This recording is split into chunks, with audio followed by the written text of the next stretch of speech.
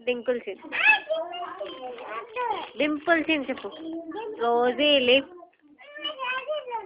చెప్పు మన ఇష్టం వచ్చింది చెప్పు.